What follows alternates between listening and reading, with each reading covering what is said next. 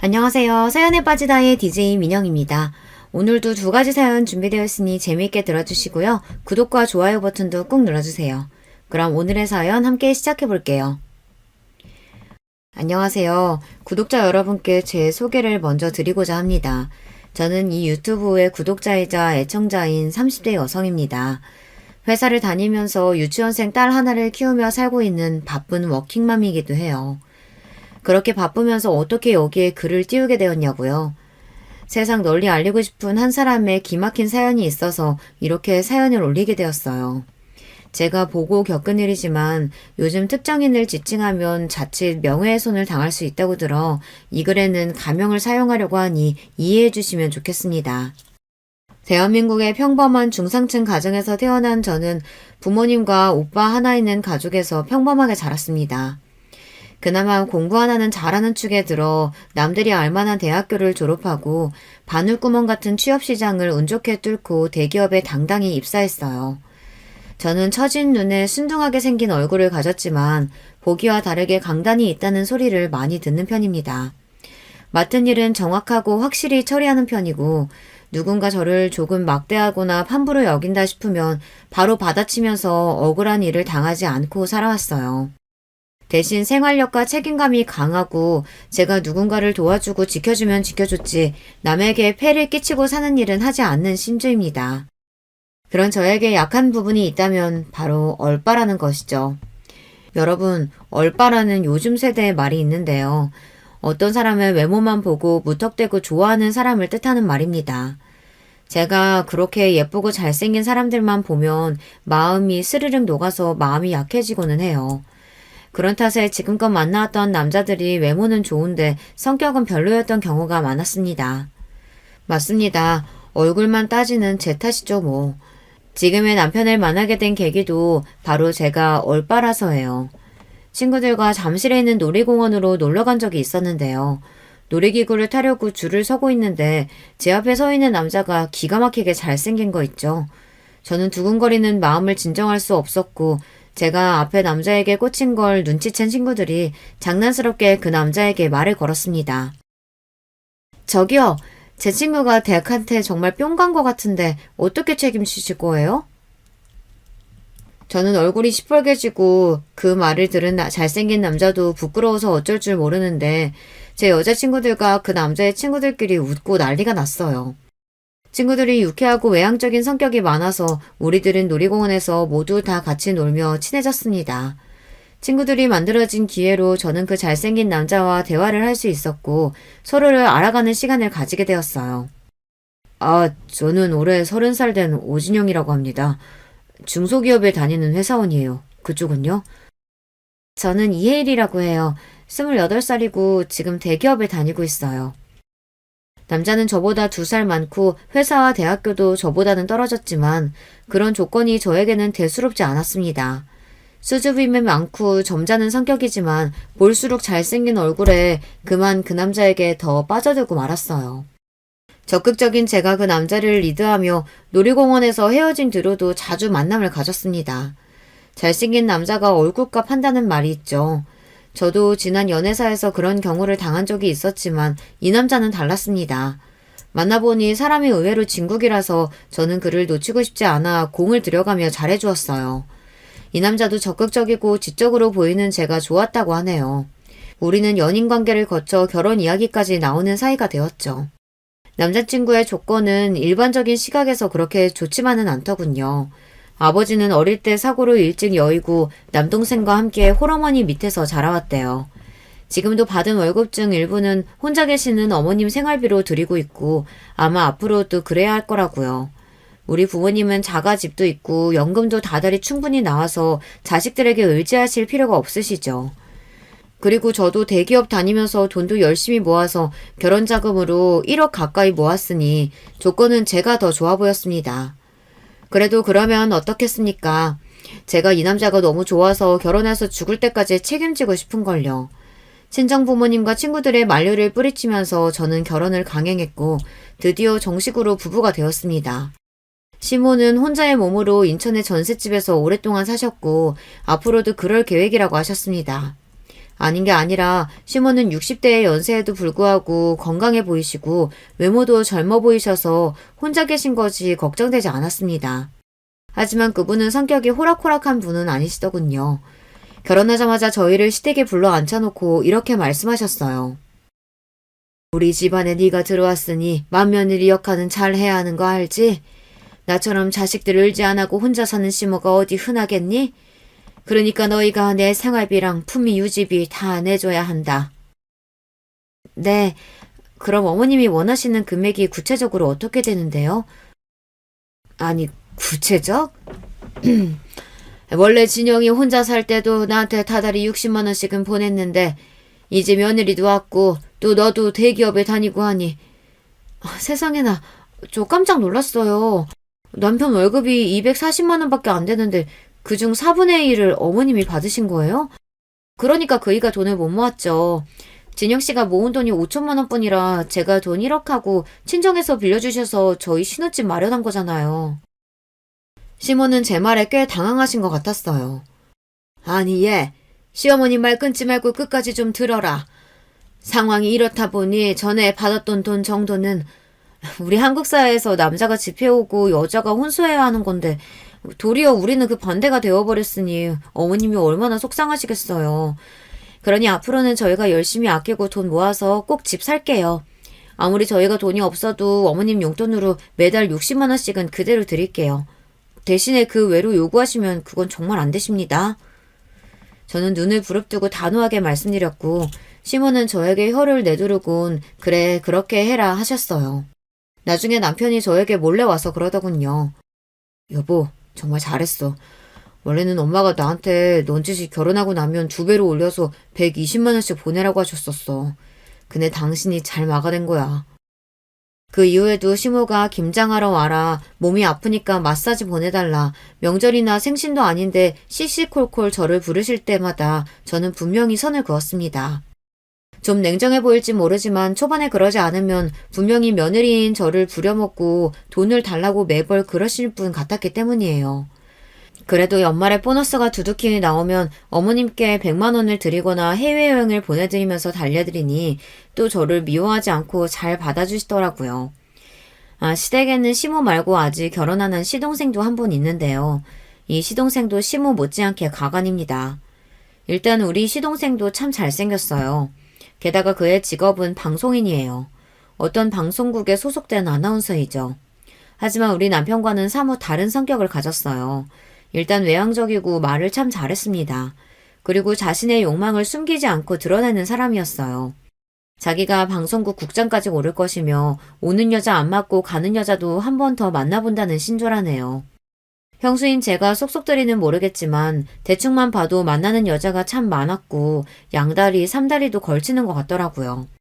그래서 저는 서방님이 결혼은 안 할 줄 알았어요. 물론 직업 탄탄하겠다, 외모 좋고 여자들에게 인기도 많을지언정 저렇게 한 사람에게 만족하지 못하고 여러 여자를 탐닉하고 다니니 결혼이라는 굴레에 갇힐 사람이 아니라고 생각했거든요. 그런데 의외로 서방님은 어느 날 갑자기 결혼할 여자를 시댁집에 데려왔다는 겁니다. 무척이나 궁금해진 저는 서방님이 집에 결혼할 아가씨를 데려왔다는 소식에 한달음에 시댁으로 왔어요. 여간에서는 시모 때문에 시댁 방문을 잘 안 하지만 제 스스로 이렇게 온 적은 처음이네요. 서방님 옆에 있는 아가씨는 순간 모델인 줄 착각했습니다. 키가 크고 마른 몸을 한 자태가 여자들이 딱 부러워할 만한 몸매에다가 얼굴도 예뻤어요. 역시 서방님답게 외모를 보고 여자를 골랐구나 하고 생각했죠. 우리 애가 늦게 결혼할 줄 알았더니 덜커덕 이렇게 장가가겠다며 갑자기 아가씨를 데려왔으니 내가 좀 놀래버렸네. 그럼 아가씨는 직업이 뭐유? 네, 어머님. 전 여대 앞에서 작은 카페 운영하고 있어요. 원래는 모델 지망생이었는데 마땅히 직업 없이 있으니까 걱정 되신 친정아버지가 하나 차려주셨거든요. 에이, 작은 카페? 그냥 가게 하는 자영업자구만. 내 아들이 방송국 아나운서인데 아가씨 직업이 아무래도. 그럼 친정에 재산은 좀 있으신가? 노골적인 시모 때문에 그 아가씨는 당황하는 기색을 보였습니다. 어머니, 그런 질문을 바로 하시면 동생 여자친구가 당황하죠. 죄송해요. 저희 어머님이 동생에 대한 기대가 어릴 때부터 너무 크셔서 그래서 자세히 물어보시는 거니까 이해해 주세요. 아, 물론이죠. 괜찮습니다. 저도 알고 있어요. 상우 씨에 비해서 제가 많이 부족하죠. 그래도 결혼하고 이 집 사람 되면 제가 더 열심히 어머님께 잘할게요. 상우 씨나 시댁 가족분들 모두에게도요. 제가 보기에 예비 동서는 구김살 없고 참 착한 사람이었습니다. 서방님 성격이 보통이 아니라서 그런지 자기 말 잘 듣고 좋은 사람으로 잘 골랐구나 하고 안심했어요. 하지만 신부감이 돌아가고 나서 서방님은 시모와 이런 이야기를 나눴습니다. 엄마, 미리 얘기 못해서 미안. 일이 갑자기 그렇게 돼버렸어. 걔가 임신해버린 것 같다고 하더라고. 도리가 없지 뭐. 시모는 서방님의 등짝을 몇 대 치면서 분한 감정을 드러내버렸습니다. 아이고 이놈아. 일을 그르쳐도 유분수지. 내가 너한테 뭐라고 주의를 줬냐? 여자들하고 노는 건 좋은데 자식 새끼 생기는 건 조심하라고 하지 않았냐?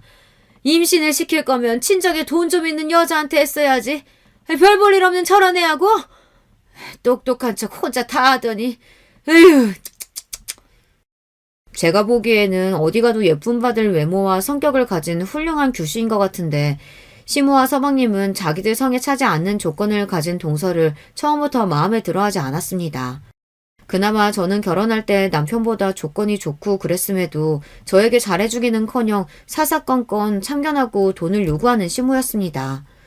초반에 기싸움도 제가 졌더라면 아마 더하면 더했겠죠. 앞으로 동서의 시댁 생활이 괜찮을까 하고 염려가 되었던 것도 솔직한 심정이었어요. 서방님과 동서가 결혼 준비를 하면서 한 가지 놀라운 사실이 있었습니다. 결혼식이 한 달 앞으로 다가와서 청첩장을 온 곳에 다 돌리고 있는데 동서가 놀라운 고백을 하고 만 것이죠. 사실 제가 임신했었다는 말씀은 거짓말이었어요. 너무 성우 씨와 결혼하고 싶어서 해서는 안 될 거짓말을 해버린 거예요. 하지만 결국 저는 성우 씨 아이 임신해서 꼭 낳고 기를 거예요. 그러니 한 번만 용서해 주세요. 그 선한 사람이 얼마나 서방님과 결혼하고 싶었으면 그랬을까 놀라운 한편 안쓰러웠습니다. 하지만 시모의 반응은 대박이었죠. 이건 사기 결혼이야. 어쩐지 배도 별로 안 불러더라니만 저런 것한테 속아버리고 말다니. 이를 어쩌면 좋으냐. 아이씨, 거짓 임신 때문에 너한테 발목 잡힌 거니까 앞으로 내가 결혼해서 내 멋대로 살아도 나한테 뭐라고 할 구실 없는 거다. 물론 임신으로 속이고 결혼한 것은 분명 동서의 잘못이었습니다. 그렇지만 이렇게 책 잡히고 나서 동서는 더욱 험난한 결혼 생활을 해야 했어요. 시모는 자신을 속인 대가로 동서의 월급 반을 내놓으라고 엄포를 놓았습니다. 또한 서방님은 어딘가 다른 꿍꿍이를 갖고 있는 것 같았습니다. 남편으로서 아내를 보호해줘야 하는데 시모가 동서를 구박할 때 단 한 번도 감싸주거나 동서를 위로해주는 모습을 보지 못했습니다.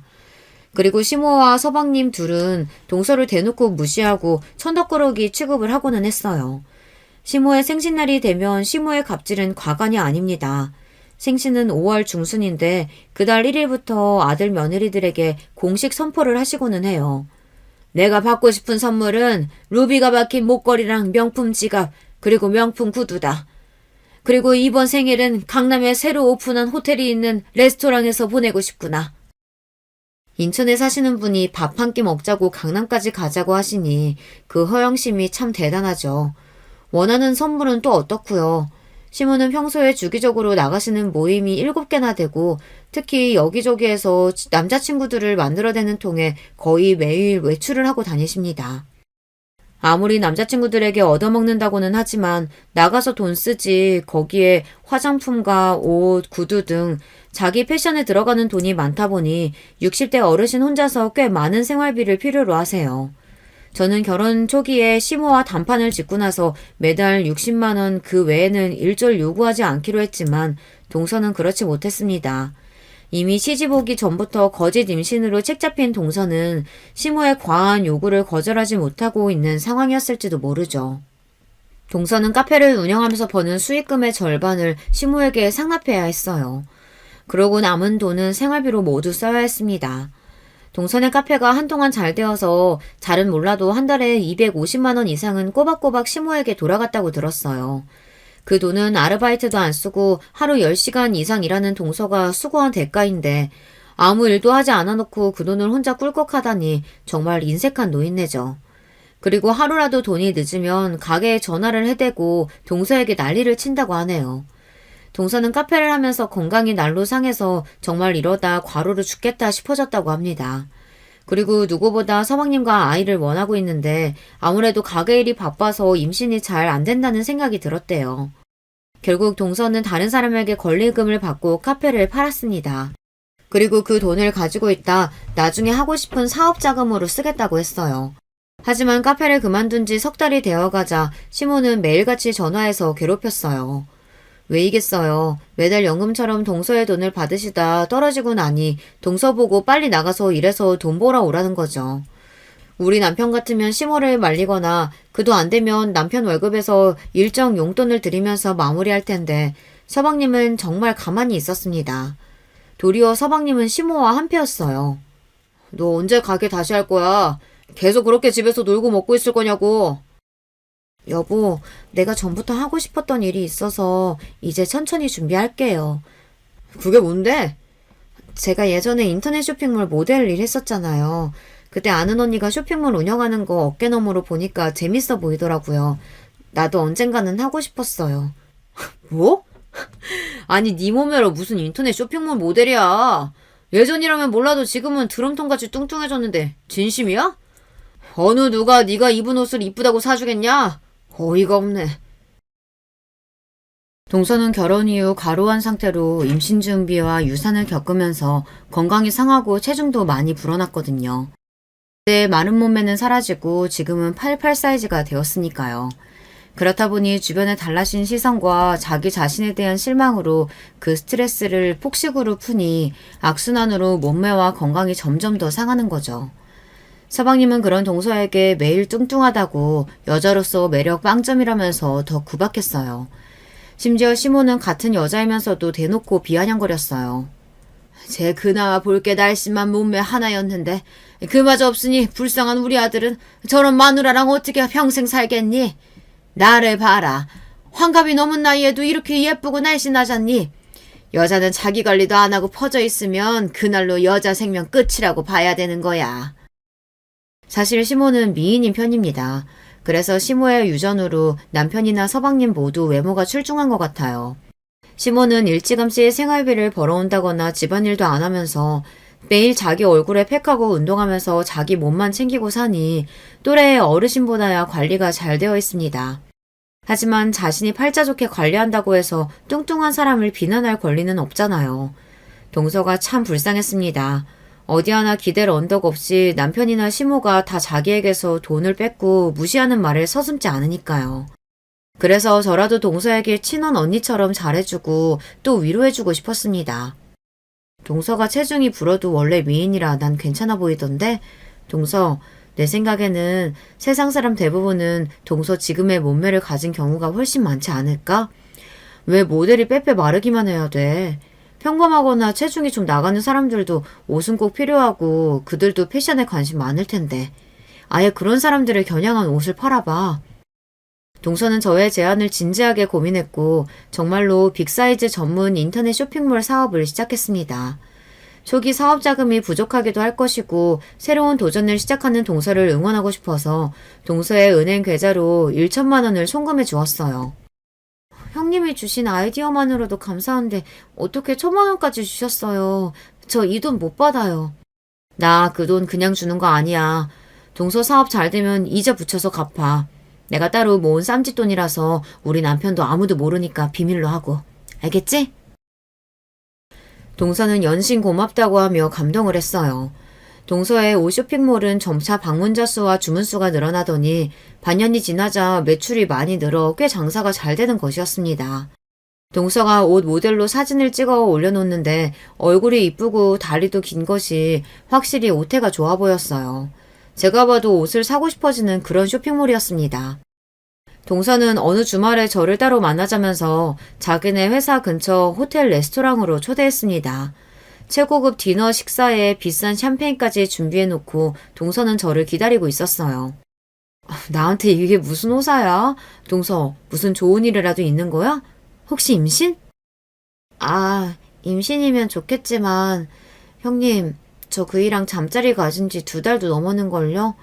뚱뚱하다고 곁에도 못 오게 하고요.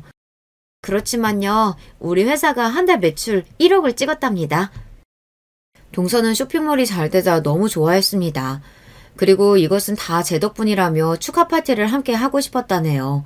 저는 동서를 진심으로 축하해 주었고 우리는 고급 요리를 먹고 샴페인까지 마시며 파티를 즐겼습니다. 제 친동생이 좋은 대학에 합격한 것만큼이나 동서의 사업 성공에 저도 너무 기뻤답니다. 그렇지만 동서가 한숨을 쉬며 시모에게 수입의 반이나 드릴 것이 좀 아깝다고 하더군요. 동서, 사업 좋은 게 뭐야? 모든 소득을 꼭 시모에게 투명하게 공개할 필요 없지. 어차피 사업에서 얻은 소득이 다 동서 것은 아닐 거 아냐. 맞아요. 아직은 쇼핑몰에 투자할 것도 많아요. 그래서 저는 월급 사장처럼 당분간 수익의 대부분을 사업에 투자하려고요.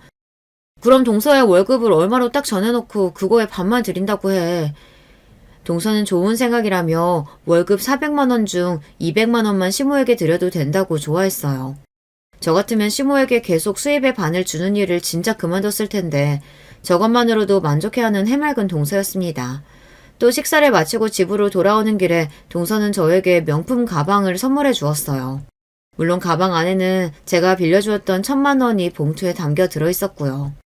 저는 천천히 갚아도 된다고 했지만 결국 동서의 성의를 무시하지 못하고 받고 돌아왔습니다.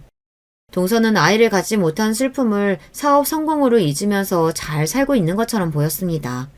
하지만 이내 동서를 힘들게 하는 일이 생기고 말았어요. 동서가 어렸을 때 친정엄마가 떠나신 뒤로 쭉 친정아버지가 키워주시고 함께 사는 유일한 가족이었대요. 그런데 친정아버지가 위암 말기 판정을 받고 마신 겁니다. 당연히 하나뿐인 자식으로서 동서가 아버지의 병간호를 해야 했죠. 하지만 이런 가슴 아픈 일을 당한 동서에게조차 시모는 막말을 했어요. 원래 살면서 고생하고 복 없는 사람들이 암으로 고생하다 죽는 거라더라. 너도 괜히 곧 돌아가실 아버지 어떻게 해보겠다고 힘쓰지 말고 어서 쇼핑몰 사업에 복귀해라. 부모가 말기 암인데 어떻게 자신도 같은 부모면서 저런 막말을 할 수 있는지 놀라울 뿐이었어요. 게다가 서방님은 장인어른이 병원에 입원해 계시는 동안 딱 2번만 병문안을 다녀왔다고 합니다. 그것도 한 번은 장인어른이 진짜 심각한 상태인지 자기 눈으로 확인하기 위함이었고 2번째는 장인어른이 위기가 찾아와서 유언을 듣기 위해서였어요. 동서지간인 저도 여러 차례 병문안을 했는데 말이죠. 또한 시모는 동서가 물려받을 유산은 없는지 꼼꼼히 살피라며 서방님에게 당부하는 모습을 제 눈으로 목격했어요. 어머님, 정말 해도 해도 너무하세요. 지금 돌아가실 분 두고 유산이나 알아보라고 하는 게 말이 됩니까? 동선의 친정아버지가 저 위층에 계세요. 혹시나 동서나 아버님이 들으시면 어쩌려고요. 네가 뭐라도 된다고 참견질이냐? 넌 신경 쓸 거 없다. 형님, 우리 남편은요. 결혼해서 거의 내내 자기 잘생긴 얼굴만 믿고 바람이나 피고 다녔답니다. 심지어 어떤 때는 방을 따로 얻어서 대학생 여자친구랑 동거하면서 2집 살림까지 차렸더라고요. 제가 그 여자애 떼어내려고 원룸에 찾아가서 그 어린 것하고 싸우고 집을 난장판으로 만들어 놓고 돌아오면서 제 신세가 진짜 철학 맞더라고요. 그런데도 집에 와서 남편에게 제대로 화 한 번 마음껏 내지 못했어요. 왜냐고요? 그 남자는 당연하다네요. 애초에 거짓 임신으로 한 결혼인데 저보고 아내 행세할 권리 없다고요. 그리고 뚱뚱해진 제가 꼴도 보기 싫어서 밖에 나가서 욕구 푸는데 뭐가 잘못이냐고 오히려 저에게 묻더군요. 저는 할 말을 잃고 그 사람이 바람피고 다니는 거 알면서도 아내로서 아무것도 하지 못했어요. 저 정말 등신 같죠? 아니야, 동서. 동서가 너무 물렁하게 구니까 그걸 알고 이용해 먹는 거야, 그놈. 동서가 세게 나가야 해. 알겠지? 그리고 다음날 동서는 저에게 찾아왔어요. 얼마나 울었는지 잔뜩 부은 눈과 상해버린 얼굴을 하고서 말이죠. 제가 어제 남편에게 만나던 여자들 정리하라고 그러지 않으면 저도 법으로든 무엇으로든 가만히 있지 않겠다고 엄포를 놓았어요. 그랬더니 그 남자가 깔끔히 이혼하자고 하네요. 저는 평생토록 나는 당신 아내로 남을 거고 절대 이혼하지 않겠다고 버텼어요. 그랬더니 남편이 제 뺨까지... 남편이 바람피고 도리어 이혼까지 하는데 아내로서 이렇게 당하기만 하면서 사는 동서가 가련했습니다. 하지만 동서는 자신의 기구한 삶을 감내하고 참으면서 살았죠. 그렇지만 저는 한 통의 전화를 받고 충격으로 핸드폰을 떨어뜨리고 말았습니다. 그것은 동서가 회사에서 목숨을 끊었다는 믿을 수 없는 소식이었어요. 그 소식을 듣자마자 저는 장례식장으로 달려갔습니다. 동서가 활짝 웃고 있는 영정사진 앞에서 얼마 동안 목 놓아 울었는지 모릅니다. 남편에게 사랑받지 못하고 시모에게 괴롭힘만 받다가 얼마나 괴로웠으면 제 손으로. 하도 울어서 황망한 마음으로 동서의 영정사진을 바라보며 기대어 있었습니다. 하지만 저보다 훨씬 늦게서야 서방님이 시모와 함께 장례식장에 나타난 거예요. 아니, 남편이라는 작자가 지금에서야 자기 아내 장례식장에 와요? 그리고 어머님도 그러시는 거 아니에요. 동서가 지금 누구 때문에 이렇게 독한 마음 먹고 세상을 뜬 건데요. 형수님이 뭐라고 우리한테. 뭐 그 사람 친언니라도 돼요? 제 쓸데없는 오지랖은 알아줘야 해. 예, 손님들 계신데 조용히 해라. 마치 우리 때문에 둘째 며느리가 그렇게 되었다고 누가 들으면 오해할라. 찾아온 손님들 앞에서 슬픈 척 천연덕스럽게 연기하면서 뒤로는 휘죽대고 웃는 서방님과 시모를 보았어요. 그 순간 사람이 너무 밉고 싫으면 죽이고 싶을 수도 있다는 것을 처음 느끼게 되었습니다. 장례식장에서 동서의 죽음을 진심으로 슬퍼하는 사람은 저뿐만인 것 같았어요. 게다가 서방님은 이틀째 날에는 방송일로 바쁘다는 핑계를 대고 장례식장에 나오지도 않았어요. 그렇지만 전 알고 있었습니다. 자기 아내 장례식 중에 내연녀와 노느라 장례식장을 비웠다는 것을요. 이 파렴치한이 전화통화하는 것을 제 귀로 들었기 때문입니다. 자기야, 나 급한 일 생겨서 오늘 못 간다고 했잖아. 내 아내 죽어버려서 3일 동안은 꼼짝 말고 여기 지키고 있어야 할걸. 그래? 내가 꼭 잊지 않아도 장례식장은 돌아갈 거라고? 알았어. 30분만 기다려. 사랑하는 이 오빠가 이쁜이한테 달려간다. 시모도 하루 잠깐 장례식장에 들렸을 뿐 발인 때까지 다시 발걸음도 하지 않았어요. 살아서는 그렇게 빚쟁이처럼 동서의 돈만 뜯어내려고 혈안이 된 양반이 장례식조차 나몰라라 할 줄은 몰랐기 때문에 저는 시모에 대한 실망과 분노가 쌓여갔어요.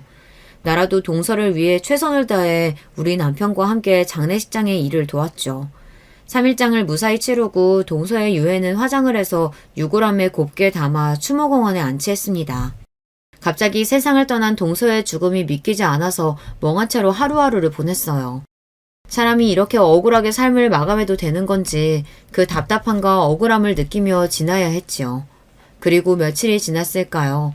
어떤 모르는 번호로 전화가 와서 받아보니 처음 듣는 여자분의 음성이 들렸습니다.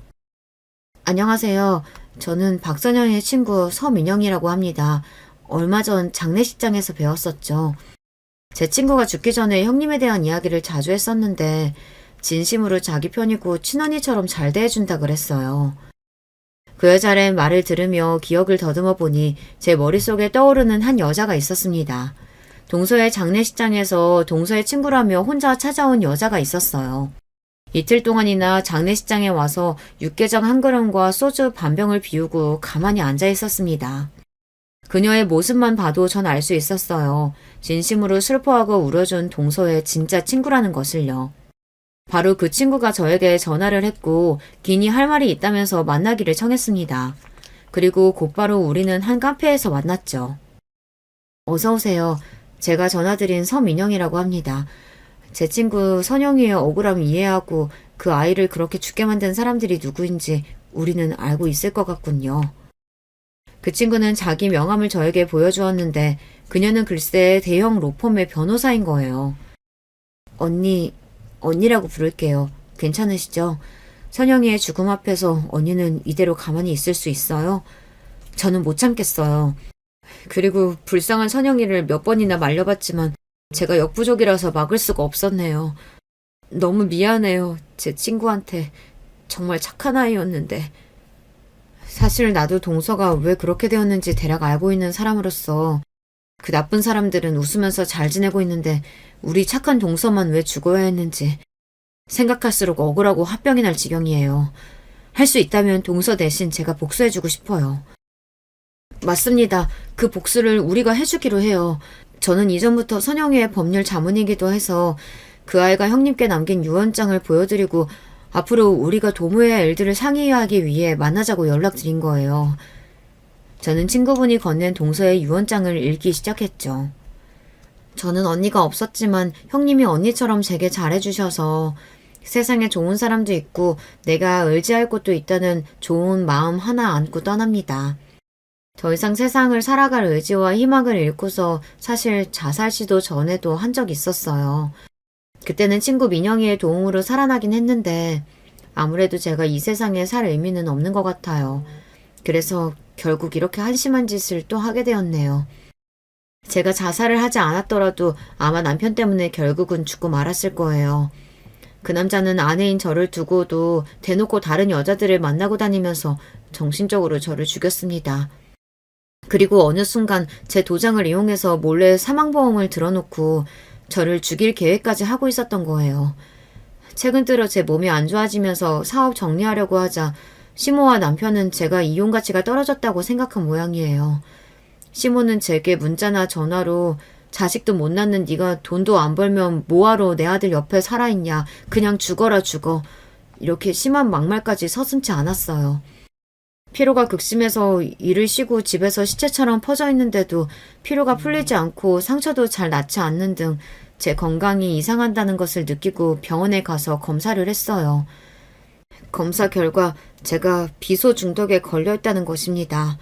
자기 전에 차 마시는 제 습관을 알고서 남편이 거기에 비소 독을 조금씩 탔던 모양이에요. 저와 사랑했던 사이였고 결혼까지 했던 남자가 이제는 제가 필요 없다고 천천히 독살하려고 했다는 속셈을 알고 충격을 받고 말았어요. 남편이 전부터 새 여자친구와 결혼하는데 제가 걸리적거린다는 말을 해왔는데 그것이 진심이었다는 것을 깨닫고 바로 이혼 서류에 도장 찍고 집에서 나왔습니다. 갈 곳 없는 저는 그동안 문 닫은 회사에서 사발면만 먹고 자고 지냈어요. 정신의학과 치료도 받아보고 했지만 저의 머릿속에는 시모와 남편이 외쳤던 말이 울려 퍼지고 있었어요. 죽어라 죽어. 난 살 가치도 없다. 결국 못난 선택을 하고야만 저를 용서해 주세요. 그동안 회사에서 얻은 수익금으로 서울에 있는 건물 하나를 샀습니다. 그 건물 월세 받으면서 남편이랑 시모 모시고 형님께도 나눠드리면서 오순도순 살고 싶었지만 그 많은 재산이 무슨 소용이겠어요. 제가 세상에서 믿을 분은 형님뿐이니 그 건물은 형님께서 맡아주세요. 그리고 한마는 제 인생 위에 유용하게 써주시리라 믿어요. 이만 안녕히. 얼마나 외롭고 힘들었으면 극단적인 선택을 하고야 말았을지 동서의 절절한 사정을 알고 나니 더욱 가슴 아팠습니다. 동서의 친구인 변호사와 저는 합심해서 동서의 복수를 해주기로 결심했습니다. 저는 시댁에 서방님이 방문한 날 쳐들어갔습니다. 우리 동서 죽인 주인공 둘이서 또 무슨 작당 모의 중인지 모르겠네요. 서방님은 아내 상중인데도 너무 희희낙낙하시네요. 어차피 돈도 못 벌고 우울증이나 앓다가가 아내다. 그렇게 의지가 없어서야. 차라리 잘 됐지 뭐니. 우리 아들 젊을 때 스스로 사라져줬으니. 우리 동서는 쇼핑몰 대박 사업가고 큰돈 벌어서 서울에 100억 넘는 건물도 가진 부자였는데요. 동서가 나한테 유산으로 물려줬어요. 뭐? 쇼핑몰 인수금액이 그렇게나 컸다고? 서울에 있는 100억대 건물? 그럴 리가 없어. 그 여자 쇼핑몰에서 집에 가져오는 돈이 300만 원도 안 됐는데 어떻게 그런 일이 있을 수가 있어? 형수님 지금 나 열받으라고 거짓말하는 거죠? 궁금하면 건물 등기부 보여줄 테니 조사해 보던가. 아내 귀한지 모르고 구박하고 업신여기더니 꼴 좋다. 황금알을 낳는 거위를 네 손으로 쫓아낸 격이야. 어떻게 그런 짓까지 했어? 동서를 독살까지 하려고 했다면서 그깟 생명보험금 5억 때문에 우리 동서는 100억이 넘는 가치의 여자였다고. 그 양큼한 년, 곰 같은 줄 알았더니 상여우였네. 제 회사가 그렇게 잘 나가는 거면 시부모, 지 남편, 자식 식구부터 챙겨야지. 생판 남인 큰며느리한테 그걸 다. 아이고 아까워라 그 돈. 아이고 그 건물. 아직도 반성하지 못하고 동서의 재산만 노리고 있는 서방님과 시모를 보고 나니 말로 훈계할 일이 아니라는 생각이 들었습니다. 그들에게 제대로 죗값을 치르도록 해주겠다고요. 내가 아내를 죽이려고 했다고? 형수가 어쩔 건데? 내가 아내 독살했다는 증거라도 있어? 이미 걔는 죽어서 몸뚱아리 화장까지 했는데 무슨 수로 증거를 찾겠어? 그래, 물론 법적으로는 지금 그걸 증명할 방법은 없지. 그렇지만 난 너를 파멸시킬 수 있다고. 저는 동서가 비소 중독에 걸렸던 병원 검사 결과를 사진 찍어 함께 올린 장문의 글을 인터넷에 쓰기 시작했어요. 제목은 L 방송사 모 아나운서의 천인공노할 짓을 고발합니다. 라고요. 실명을 밝히게 된다면 저도 명예훼손이 될 수 있다고 하더군요. 짐승 같은 짓을 하고도 겉으로는 지적인 척 행세하고 다니는 모 아나운서에 대해 그 잘못을 알리지 않는다면 또 다른 피해자를 낳을 수 있다고 생각해 알립니다. 저는 피해자의 가족이며 그 피해자는 바로 모 아나운서의 전 부인입니다. 그 아나운서는 허구한 날 바람을 피고 다녔습니다. 특히 공인이라는 자신의 위치를 이용해서 세상 물정 모르는 여리고 예쁜 연예인, 아나운서, 지망생을 건드렸으니 더 악하죠. 그들에게서 본인이 원하는 것을 취한 뒤 버려버리는 수법으로 자주 여자를 갈아치웠습니다. 이미 결혼한 유부남인 말입니다. 그의 아내는 이 사실을 모를 리 없습니다. 이 나쁜 놈은 아내에게 뻔뻔하게 자신이 바람피는 사실을 숨기지도 않고 도리어 아내에게 인신공격을 해댔으니까요. 임신 시도와 유산으로 몸이 망가져서 급격히 살이 찐 아내에게 돼지년이라고 욕하고 그런 아내 때문이라고 자신의 바람을 정당화했습니다. 뿐만 아니라 그 아나운서와 그의 모친은 사업을 하는 아내에게 과한 돈을 요구했습니다. 그리고 어린 여자친구와 재혼하겠다며 아내에게 이혼을 요구했으나 그 요구를 들어주지 않자 손찌검까지 하는 상황에 이르렀습니다. 여러분, 이 아나운서의 악행은 이뿐이 아닙니다. 그랬다면 저도 이렇게 공론화까지 하지 않습니다. 제가 알리고 싶은 것은 그는 살인이라는 범죄를 저질렀음에도 아무 처벌을 받을 수 없기 때문입니다. 그는 아내의 이름으로 사망보험을 몰래 들어놓고 독극물 살인 미수를 저질렀습니다. 다행히 아내는 이를 알아채고 그로 인해 사망에 이르지는 않았지만 말입니다. 그렇지만 아내는 결국 그녀를 사망에 이르게 만들고 말았습니다. 자기 남편이 자신을 죽이려고 했던 사실과 정신적, 신체적인 고통을 지속적으로 받으면서 그녀는 피폐해질 대로 피폐해져 결국 자살이라는 끔찍한 선택을 하고야 말았습니다. 그런데 이 아나운서는 그 여자의 부검도 할 수 없는데 자기 죄에 대해 증거가 없지 않냐면서 뻔뻔하게 나오고 있습니다. 여러분, 세상에 이렇게 나쁜 놈이 텔레비전에 대중 앞에 나와서 방송을 한다는 것이 말이나 됩니까? 이제는 악마 같은 그 아나운서의 이중적인 모습이 세상에 드러나야 합니다.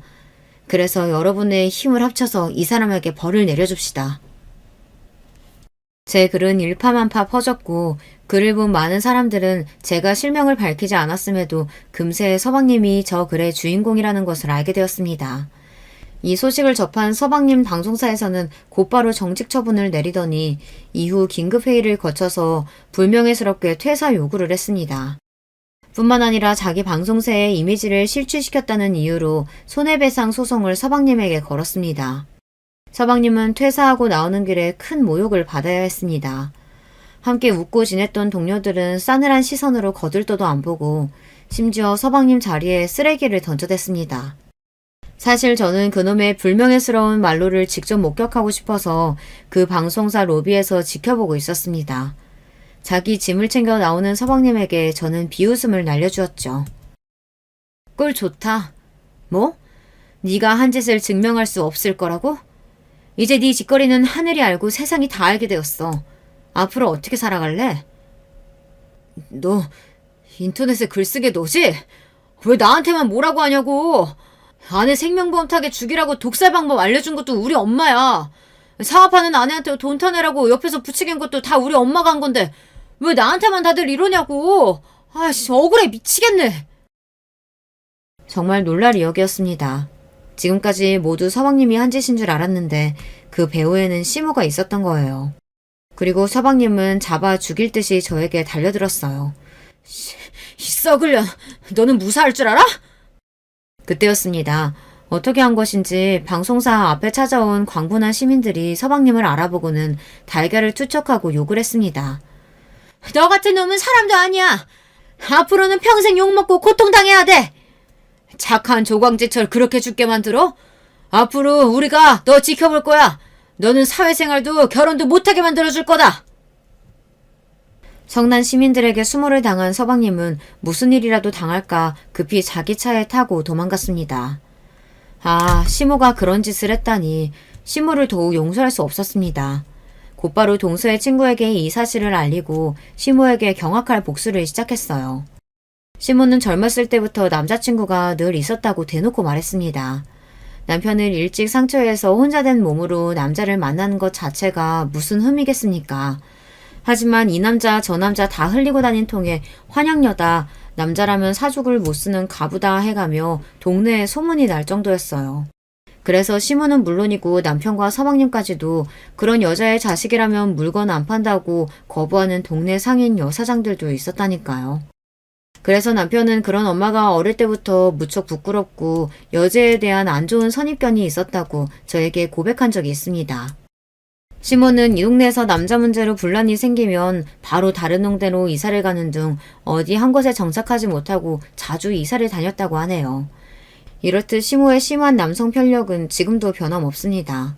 자기가 하는 모임이 등산 모임부터 해서 7개나 된다고 왕성한 활동을 자랑하곤 하지만 실은 모두 그런 모임에서 어떤 남자 하나 물어볼까 하는 의도가 다분하죠. 예전에도 한번 유부남을 꼬시고 놀다가 부인에게 간통죄 고소를 당한 적이 있었다고 합니다.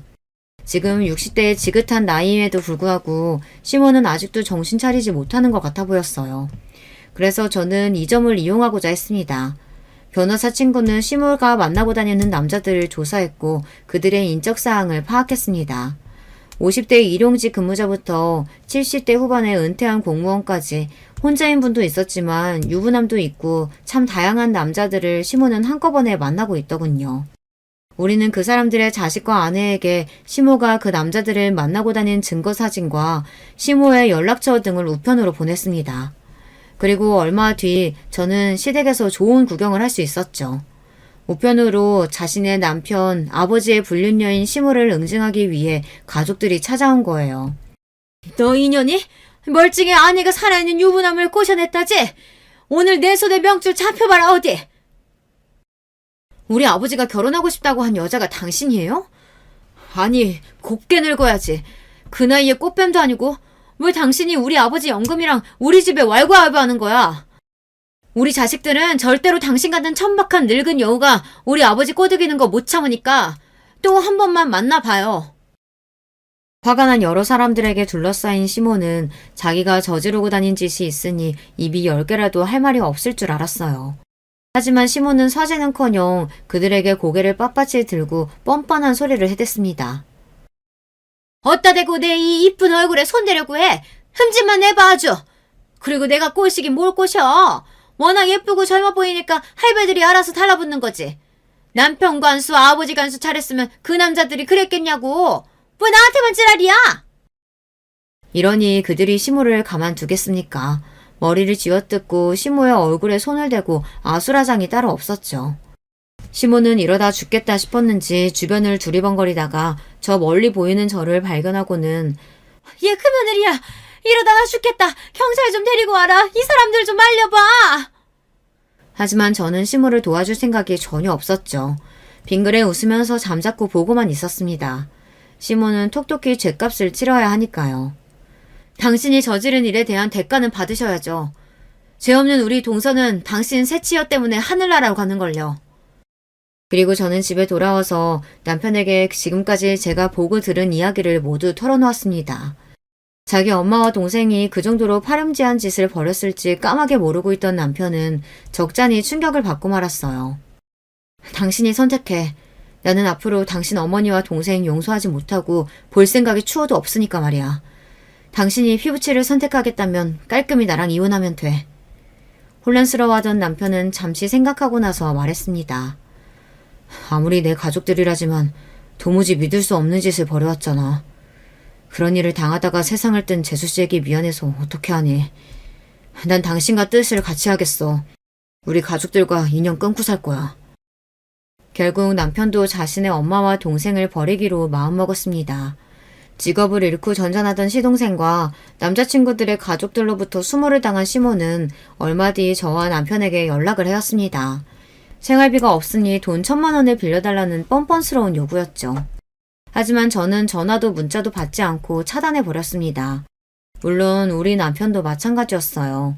후에 들어보니 서방님은 재직 중이던 방송사에서 손해배상 소송을, 그리고 시모는 상간자 소송을 당했다고 하더군요. 돈도 없는 사람들이 그런 소송까지 당해서 위자료 등을 물어줘야 한다니 진짜 패가망신이 아닐 수 없습니다. 시모와 서방님은 그래도 숨쉬고 이 땅 위에서 어떻게든 살아가고 있지만 동서는 자기 잘못도 없이 이제 세상에 없으니 그들에게 이 정도 고난은 넘치지 않다고 전 생각해요. 함께 이야기를 들어주신 구독자 여러분들 생각은 어떠신가요? 할 수만 있다면 더한 벌을 내리고 싶지만 제가 동서를 위해 해준 복수는 이쯤으로 끝마쳤습니다. 아, 동서가 물려준 건물은 어떻게 되었냐고요? 제가 건물 관리를 하면서 매달 거액의 월세가 나오고 있는데 그중 3분의 1은 우리 딸의 유학 자금으로 사용하고 있고 3분의 2는 동서의 이름으로 기부 단체에 보내고 있습니다. 그리고 언젠가 저도 나이가 들어 처분해야 할 때가 오면 제 자식에게 물려주지 않고 기부단체에 기증하려고 생각하고 있어요. 큰돈 앞에 눈이 돌아가서 제가 동서의 뜻에 반해서 시모와 서방님 같은 자들이 되지 않도록 경계하고 있으니 너무 걱정하지 마세요. 이 일들을 겪은 지 2년이 되었지만 아직도 한 번씩 시모와 서방님은 저에게 협박을 해오고 있어요. 서방님은 네가 내 아내의 재산을 다 가로챘으니 돌려달라 하면서 말입니다. 시모 역시 제가 서방님과 시모에게 벌인 짓들을 기억하고 있다가 언젠가는 복수하겠다고 벼르고 있어요. 그런 연락을 받으면 당장은 저도 무섭고 두렵지만 나쁜 놈들이 하는 말 따위에는 굴하지 않으려고 노력하고 있습니다. 저는 제 이야기를 쓰면서 불쌍한 우리 동서의 사연, 시모와 서방님처럼 나쁜 사람들의 악행을 널리 알리고 싶었어요. 여러분께 재미도 있고 교훈도 있는 이야기가 되었으면 좋겠습니다. 그러면 제가 공을 들여 쓴 보람이 느껴질 것 같아요. 저는 여기에서 인사를 드리며 마무리해 볼게요. 함께 해주셔서 감사합니다. 여러분, 두 번째 사연 시작하기 전에 좋아요, 구독 꼭 눌러주실 거죠? 그럼 두 번째 사연 바로 시작합니다. 안녕하세요. 저는 충청도의 어느 안락하고 풍경 좋은 동네에 살고 있는 중년 남잔데요. 제가 귀가 심심할 때마다 습관적으로 틀어놓고 나는 사연에 빠지다 채널에 제 얘기 한번 보내봅니다. 여러분도 살면서 한 번쯤 이런 기분 들 때 있지 않으신가요? 자기가 살아온 이야기를 남에게 주절주절 떠들고 싶어지는 기분이요. 그러나 여러분 모두 아시겠지만 그럴 만한 상대를 만나는 것도 그런 기회가 생기는 것도 살다 보면 결코 쉬운 게 아니더라고요. 아무도 저를 모르시기 때문에 그만큼 허심탄회한 심정으로 제 얘기를 써내려갈 수 있음에 저는 이 시간을 감사히 여기렵니다. 매년 이맘때쯤이면 저는 생각이 많아져요. 왜냐하면 제 단 하나뿐이던 남동생의 기일이기 때문입니다. 나이 차이가 좀 나는 탓이었는지 아니면 타고나길 다른 성정이었기 때문인지 솔직히 저와 남동생이 살가운 형제는 아니었죠. 그러나 분명한 건 제가 끔찍하게 남동생을 속으로 아껴왔다는 사실입니다. 저는 가족에 대한 애착이 원래 유별났던 사람이었고 남동생은 그 반대에 가까웠으므로 홀연히 세상을 떠나면서 남동생이 홀가분해하진 않았을까 이런 슬픈 짐작을 저는 종종 했습니다. 남동생이 세상을 떠났을 당시 나이는 고작 31살, 만으로 29이었습니다. 술을 마시고 인적 드문 저수지를 거닐다가 어느 순간 남동생은 물에 빠졌습니다. 어떻게 된 경위인지는 주변에 카메라 한 대 없는 곳이기에 지금까지도 알지 못합니다. 술에 잔뜩 취해 있었다는 것과 혼자 그곳에 갔다는 것과 결국 그 저수지에서 싸늘한 주검으로 발견됐다는 것, 이 세 가지만이 정확한 진실이죠. 인맥도 없어서 초라하기 짝이 없었던 장례식장에는 그럼에도 곡소리가 끊이질 않고 울려 퍼졌습니다. 이럴 수 없어. 안 돼. 애가 이제 초등학교 들어갔는데 당신 이렇게 떠나버리면 남은 긴 세월 나 혼자 어떻게 하라는 거야. 당신 분명 애가 대학 갈 때까지 책임지고 돈 많이 벌어오겠다고 했잖아. 재수씨, 이러다가 또 실신할 수도 있어요. 힘드신 심정은 알겠지만 조금만 진정하세요. 아이 생각도 해주셔야죠. 진정? 내가 지금 진정하게 생겼어요? 돈 많이 벌어오겠다더니 그 말 지키지 못할 것 같으니까, 지킨 적 없으니까, 그게 스스로도 창피하고 현실이 무서워서 그 사람 스스로 세상 떠난 거예요. 천하의 비겁한 자식. 제 동생 그런 식으로 매도하지 마세요. 아무리 재수씨라 할지라도 화가 나는 거 쉽게 참을 수 없으니까요. 화가 나시면 뭐 어쩌실 건데요. 형제가 똑같이 못났으면서 괜히 착한 척 하실 필요 없어요.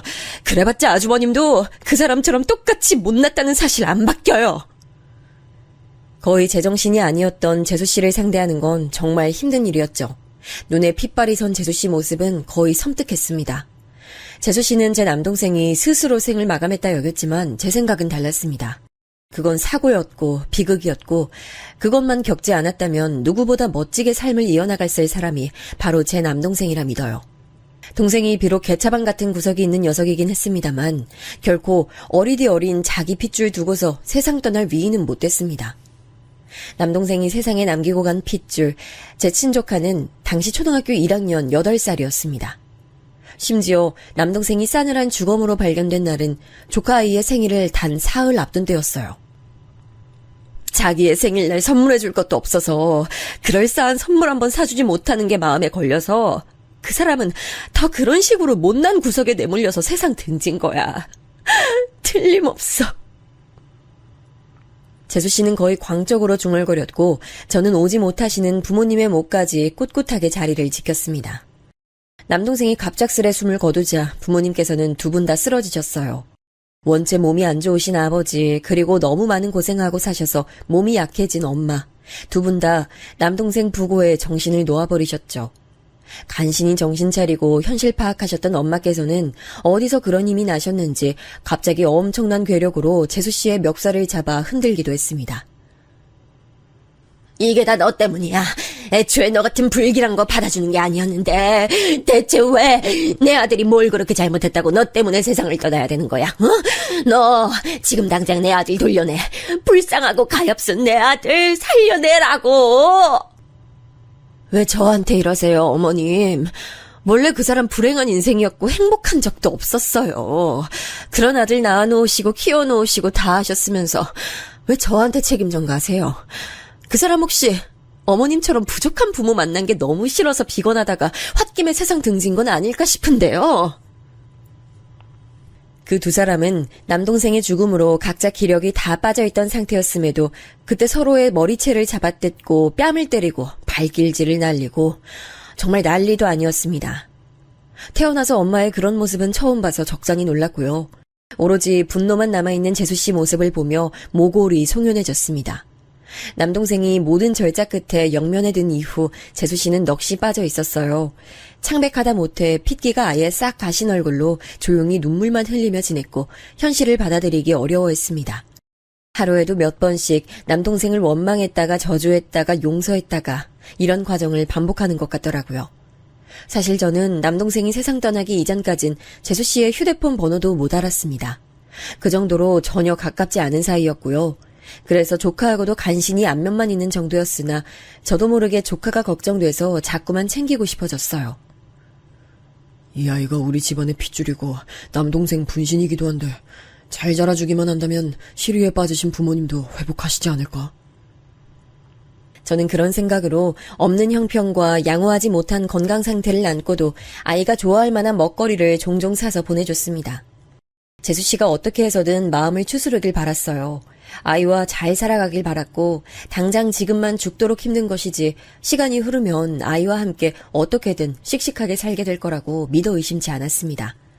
전혀 다른 결과가 저를 기다리고 있을 줄도 모르고 감히 오만한 짐작을 했죠. 예상이 충분히 가시겠지만 저희는 집이 무척 가난했습니다. 그냥 돈이 없다는 정도에 그치지 않았어요. 지금은 소아마비 환자, 보기가 아주 힘들어졌죠. 그러나 옛날엔 이런 경우를 드문드문 볼 수 있었는데요. 바로 저희 아버지께서 소아마비 환자셨습니다. 그래서 원체 거동이 조금 불편하셨어요. 가난한 집안에서 소아마비 환자로 태어나셨던 것 자체가 아주 냉정하게 표현해보자면 남들보다 인생의 출발선이 상당히 뒤에 그어져 있었던 것이죠. 모든 사람들에게 공평한 건 단지 시간뿐이라는 말처럼 인생을 시작하는 출발선까지 저마다 다르더라고요.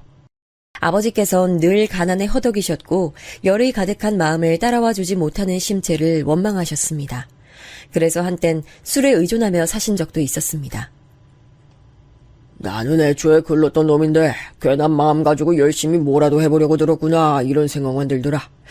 나하고 나이 비슷한 놈들이 아르바이트인지 나부랭인지 하는 일만으로도 나보다 더 많이 벌고 즐겁게 활동적으로 사는 모습이 확 눈에 들어왔을 때부터였나 많이 비관적이 됐지. 한번 우울해지니까 사람이 끝도 없어. 그래도 네 엄마 만나서 그나마 사람 굿이라고 잔 거야. 엄마께선 식당 일 하시다가 아버지를 만나셨어요. 그곳에 아버지께서 손님으로 온 것은 아니셨고 소주 공병 같은 것들을 받아가려고 종종 들르셨는데 그러면서 엄마와 안면을 트게 됐고 좋은 사이로 발전했대요. 외가 쪽도 경제적 사정이 쭉 좋지 못한 집안이었어요. 그 후로는 운마저 계속 안 따라줘서 쭉 어렵게 사셨죠. 4남매 중에 둘째인 엄마께선 일찍이 생활력이 강하셨다고 해요. 지질하게 가난한데 남한테 발등까지 찍혀가며 사는 우리 집 돌아가는 꼬라지 보면 그래, 솔직히 하루에도 12번씩 모든 걸 저버리고 도망가고 싶은 마음뿐이었어. 근데 네 외삼촌 타고난 머리가 영특해서 분명히 학업을 이어갔다면 잘했을 위인이거든. 그런 오라비가 가족들 위해서 얼굴에 시커멓게 지저분한 먼지 다 묻혀가면서 밖에서 일하고 귀가하시는 거 볼 때마다 내가 마음 다 잡았지. 머리 똑똑한 오라비도 저렇게 꼭 참고 사는데 대체 내가 뭐가 그리 대단하다고 나 혼자만 먹고 살아보겠다고 도망갈 생각이나 했을까 싶더라. 가족들 위해서 안 해본 거 없이 살았는데 어느 날 나 못지않게 처절한 사람이 눈에 들어온 거 아니겠어? 참, 인연이란 게 대체 뭔지.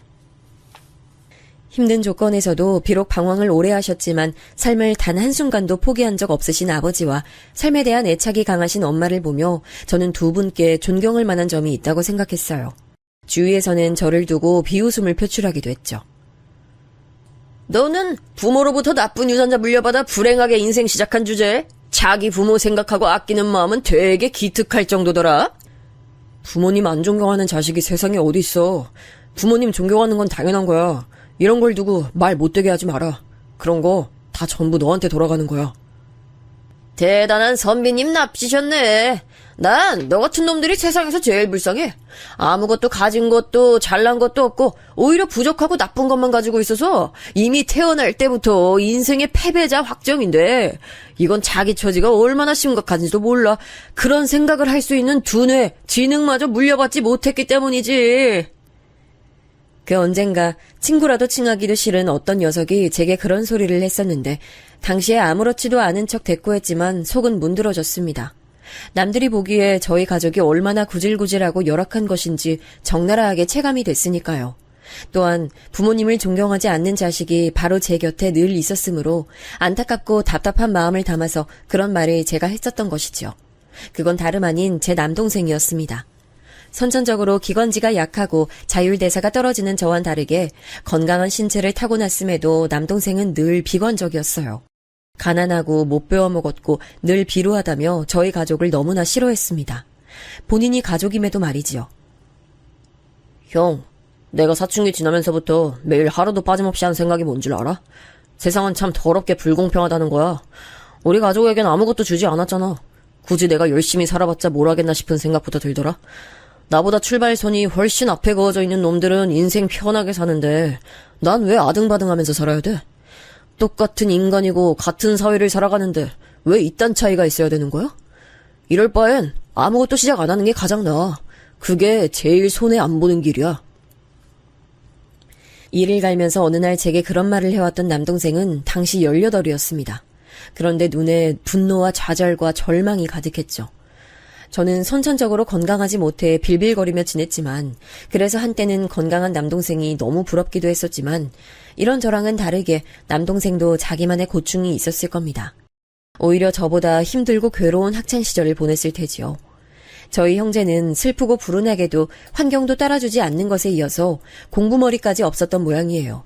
외삼촌께서는 공부 쪽 두뇌를 가지고 계셨다는데 그 유전자는 대체 어디로 이어지는 건지 그분만 돌연변이었는지 이런 실없는 생각으로 씁쓸해 본 적도 있네요.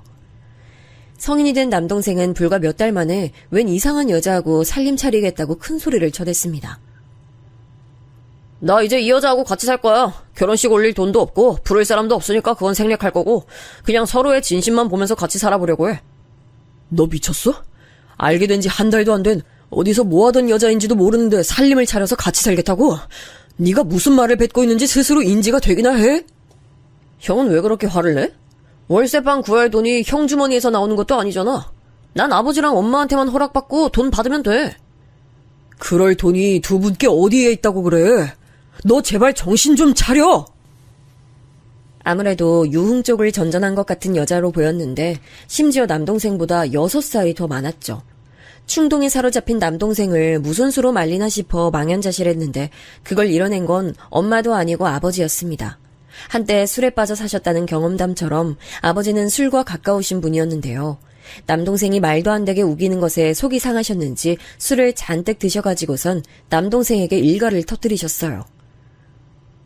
어디 말도 안 되는 짓거리 하겠다고 목소리를 높여! 그렇게 키운 적도 없건만 늘 엇나가지! 늘! 언제나! 아버지는 왜 저한테만 맨날 화를 내세요? 아버지야말로 잘하신 거 하나도 없잖아요. 비루하게 태어나셔서 구질하게 살고 계시면 본인만 계속 그렇게 살다가 편하게 떠나시면 되는데 자식들은 왜 낳으셨어요? 저는 태어나고 싶지도 않았는데 태어나는 바람에 항상 고통 속에서 살아가고 있다고요. 살아온 모든 순간이 고통이었고 제 마음을 이해해주는 상대를 만나서 같이 살겠다는데 이것마저 회방 놓으시려고요? 아버지가 제 인생에 그럼 해주시는 게 뭐고 도움이 되는 게 뭐예요 도대체? 그래, 너는 낳는 게 아니었는데 너를 원래 낳지 않으려고 했었어. 네 형 하나만 낳고 우리 부부에겐 더 이상의 아이는 없는 거였어. 그러니까 네가 생겨서 태어난 건 우리한테는 엄청난 사고였지. 이렇게 은혜도 모르는 천하의 불효자식이 나올 줄 알았다면 용을 쓰고 기를 써서라도 우린 너 안 낳았을 거야. 그 순간 제 심장이 철렁 내려앉더라고요. 저는 아버지가 울컥해서 홧김에 그런 말을 잊지도 않은 이야기를 지어내신 줄로만 알았어요. 근데 표정을 보니까 그게 아니더라고요. 엄마 얼굴은 창백하게 질려 있었죠. 그 가운데서 남동생은 할 말을 잃어버린 채로 천천히 고개를 떨궜습니다. 이 믿을 수 없는 당황스러운 이야기에 저는 엄마께 따로 여쭤봤어요. 그리고 어렵사리 당시 상황을 들을 수 있었죠. 직접 이런 말 하기가 그렇지만 우리라고 왜 우리가 자식 많이 낳아봤자 그게 자식한테 좋은 일 아니라는 걸 몰랐겠어. 다 알지. 네가 생겼을 때도 우린 기뻤지만 걱정도 함께 따라왔으니까. 그리고 네가 건강이 선천적으로 약하다는 걸 알았을 때 죄책감이 있었어. 너무 미안하더라 너한테. 그래서 무조건 둘째는 없다고 더 다짐했었어. 하나만으로도 우린 벅차단 걸 잘 알고 있기도 했고. 근데 생각지도 못하게 네 동생이 생겨버린 거였어. 우유보다 난 바보 같은 나는 임신 사실을 무려 중기까지 나 스스로에게도 되뇌이지 않고 무시한 채 그냥 살았어. 겁이 났고 그냥 상황 자체를 회피하고 싶었지. 그러다 때가 돼서 네 동생 낳은 거였어. 힘없이 말씀하시는 어머니 이야기에 만감이 교차했습니다. 저희 형제의 인생은 남동생의 말 맞다나 고통뿐일지도 모르겠다는 생각이 들더라고요. 그토록 자기가 이 세상에 애초에 안 태어났다면 행복했을 존재라고 그렇게 여겨왔던 남동생은 적나라한 진실 앞에서 오히려 충격을 받은 듯 보였어요. 기력 하나도 없이 다니더니 집을 시끌벅적하게 만들어 놓았던 그 이상한 여자하고는 헤어졌습니다. 다행인지 불행인지 남동생이 스스로의 성질에 못 이겨서 그 여자하고 미친 듯 싸우더니 그대로 갈라섰어요. 원래는 휴대폰 개통 대리점에서 근무를 하고 있었는데 그 여자와 헤어진 이후에는 숙식 제공 가능한 공장에 들어가서 남동생은 일을 했습니다. 딱 1년 채우더니 나와서 웬 새로운 여자하고 결혼을 하겠다고 했어요. 지난번과 다른 점이 있다면 이번엔 완전 통보라는 점이었습니다. 공장에서 만난 여자하고 갑자기 결혼을 하겠다고? 부모님 허락도 없이? 그쪽 집안에선 이런 작태를 두고만 보신대? 가족들하고 관계에 문제가 많아서 불우했고 또 불행했던 여자야. 이제 내가 그 여자 가족이 돼서 곁을 지켜주고 싶어. 이번엔 정말 진지한 감정이야. 혼자 살아도 녹록지 않은데 둘이 살겠다고? 그게 불행해지는 길이 아니라고 네가 어떻게 확신할 수 있어? 너 지금 너무 성급한 거야. 형이 그래봤자 난 내 결심 안 굽혀. 나 이제부터 나 알아서 할게. 형은 장남이니까 부모님은 앞으로 형이 책임지고 모실 수 있지? 알아서 한다던 남동생은 집에서 오만 살림을 다 챙겨 나갔습니다. 아주 작은 쓸모라도 있고 돈이 되는 건 무조건 챙겼어요. 그 기세에 넘어가 버리고 만 부모님께서는 골머리를 앓으셨죠. 남동생 부부에겐 금세 아이가 생겼습니다. 그 소식을 접하고 난 뒤에야 저는 재수 씨하고 처음 대화를 나눠봤습니다. 이것저것 많이 사오진 못했지만 여기 과일 정도는 잘 드실 것 같아서 좋은 걸로 사왔습니다. 냉장고에 시원하게 뒀다 드세요. 감사해요, 아주버님. 뱃속의 아이도 과일 무척 좋아할 거예요. 왜냐면 제가 과일 엄청 좋아하거든요. 비록 형편 때문에 자주 사 먹어본 적은 없지만. 과일 좋아하시는군요. 잘 됐네요. 좋은 걸로 골라서 사온 보람이 있습니다. 맛있게 드시면 좋겠어요. 태교 잘하시고요. 네. 저는 아이가 부디 자기 아빠 쪽 말고 엄마 쪽 닮았으면 좋겠어요. 전 적어도 간호사 실습 나갔을 정도까지는 머리가 따라주는데 아이가 저를 전혀 안 닮았다고 상상해 보세요. 자기 아빠, 할아버지, 할머니, 큰아빠를 아이가 고루고루 닮았다고 생각만 해도 너무 소름 끼치네요. 재수 씨가 그런 말을 하면서 한쪽 입꼬리만 당겨서 피식 웃었을 때 공교롭게도 저는 부부가 아주 일심동체라고 생각했습니다. 유유상종, 끼리끼리라는 말이 괜히 있는 게 아니더라고요. 재수 씨는 단지 말을 배려심 부족하고 무례하게 뱉을 뿐만 아니라 그 안에 자기의 뒤틀린 심사를 담아 말을 했습니다. 그러니까 제 남동생 못지않게 불행으로 점철된 유년 시절을 보내왔다는 얘기였죠. 가출을 일삼는 부모 밑에서 자라온 재수 씨는 늘 불안정했다고 해요. 그런데다가 성인이 된 지 얼마 안 됐을 때 지인으로부터 사기를 당해서 빚까지 생긴 사람이었죠. 그런 배경을 알고 나니까 왜 남동생과 재수 씨가 서로를 만났는지도 이해가 됐고 날 세우는 재수 씨의 태도도 이해가 되더군요. 부디 잘 살기만을 바랐어요. 태어난 아이가 무척 건강했기 때문에 더욱 바람은 깊어졌고요. 손자를 모신 것에 부모님께서도 무척 기뻐하셨고 일상의 활력으로 삼으셨습니다. 그러나 습관으로 굳어진 가난이란 극복하기 어려운 것이었나 봐요. 아이 키우면서 그렇게 잘 사는 줄로만 알았건만 남동생과 재수 씨는 늘 형편이 어려우니까 예민해서 자주 싸운 모양이었습니다. 애정보단 애증의 부부가 아니었을까 하는 짐작이 들어요. 그래도 조카가 초등학교에 입학하면서 이제 두 사람이 학부모가 되어 달리 마음먹고 살아갈 줄 알았는데 남동생이 그렇게 떠나버린 거였어요. 울부짖던 재수 씨가 부디 일상으로 완전히 돌아와 조카를 잘 키우기만을 기도하며 지낼 때 아버지의 건강이 심각해졌습니다. 뇌혈관 문제였는데 병원에선 어렵다고 수술해도 가망이 없다 했습니다. 그럼에도 저와 엄마는 상의 끝에 없는 재산까지 털어서 수술을 결정했죠. 병원비는 순식간에 쌓였어요. 그리고 아버지께서는 수술 받으신 지 반년째 되던 날 영면하셨습니다. 허망하고 허탈하더라고요. 충격받으신 엄마께선 그 후로 건강이 계속 악화됐어요. 그때 연달아 안 좋은 일이 터졌습니다. 바로 아버지의 장례식 이후 본 적 없었던 재수 씨가 영영 잠적을 했어요.